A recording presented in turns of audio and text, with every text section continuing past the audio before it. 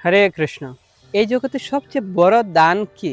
আমরা জানি অন্নদান, গোদান, কন্যাদান, বস্ত্রদান, শিক্ষাদান, অনেক প্রকার দান রয়েছে। কিন্তু যদিও শাস্ত্রমতে কন্যাদান, অন্নদান এগুলো অনেক বড় মাহাত্ম্যপূর্ণ রয়েছে, তথাপিও এই জগতে সবচেয়ে বড় বা বিশেষ মাহাত্ম্যপূর্ণ যে দানটি, সেটি হচ্ছে একজন দুঃখী ব্যক্তিকে সাহায্য করা। অর্থাৎ কি প্রকার সাহায্য করা? মানে এই দুঃখী ব্যক্তির মুখে হাসি ফুটানো, তার জীবনে আনন্দে ভরে দেওয়া। এটা হচ্ছে সবচেয়ে মুখ্য দান। এমন না যে আপনি তাকে হয়তো ১,০০,০০০ টাকা দিয়ে দিবেন, একটি বাড়ি বানিয়ে দিয়ে দিবেন, সে সারা জীবন আনন্দে থাকবো। এরকম কি আদৌ করতে পারবেন? সম্ভব না।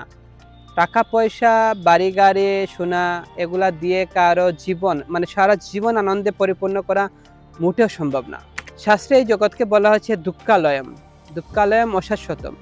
এই জগৎকে দুঃখের আলয় বলা হয়েছে। তাই এই জগতে সুখ পাওয়া মোটেও সম্ভব না। বিদ্যালয়ে আপনি বিদ্যা পাবেন, বস্ত্রালয়ে আপনি বস্ত্র পাবেন। ঠিক সেইরূপ এই জগৎ হচ্ছে দুঃখালয়। তাই এই জগতে দুঃখ ছাড়া আপনি সুখ আশা করতেই পারেন না। আর এই জগতে আপনি চিন্তা করে দেখুন, আসলে সত্যিই আমরা সকলেই দুঃখী। তাই কখন আমরা সুখী হতে পারবো? যখন কেউ কৃষ্ণ ভাবনায় ভাবিত হতে পারবে। যখন সম্পূর্ণরূপে যখন কেউ কৃষ্ণ ভাবনাময় হবে, হরি গুণকীর্তনে সদা মত্ত থাকবে, তখন এই জগতের কোনো প্রকার দুঃখ, দুর্দশা, কষ্ট তাকে স্পর্শ করতে পারবে না। কারণ তার হৃদয়ে একটাই মন্ত্র সবসময় স্ফুরিত হয়, রাকবি মারবি জয়িচ্ছা তোরা। হে প্রভু, আমি আপনার নিত্যদাস। যখন এই জগতের সমস্ত বিশ্ব ব্রহ্মাণ্ডের মালিকের কেউ শরণাগত হবে, তখন তার কি দুঃখ থাকতে পারে? সমস্ত ক্ষেত্রে ভগবান তাকে সুরক্ষা প্রদান করবেন। অনন্য চিন্তয়ন্তু মাম যেজনা পর্যুপাসতে।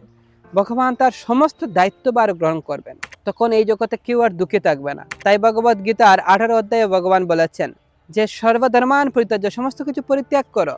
তার আগের শ্লোকে ভগবান বলেছেন মনমনা ভব মদ ভক্ত মচ্চাজি মাম নমস্কুরু, যে তুমি আমার ভক্ত হও, আমার পূজা করো, আমাকে নমস্কার করো, তাহলে আমি তোমাকে সমস্ত পাপ থেকে মুক্ত করব।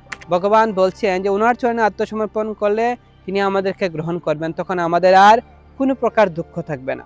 হরে কৃষ্ণ।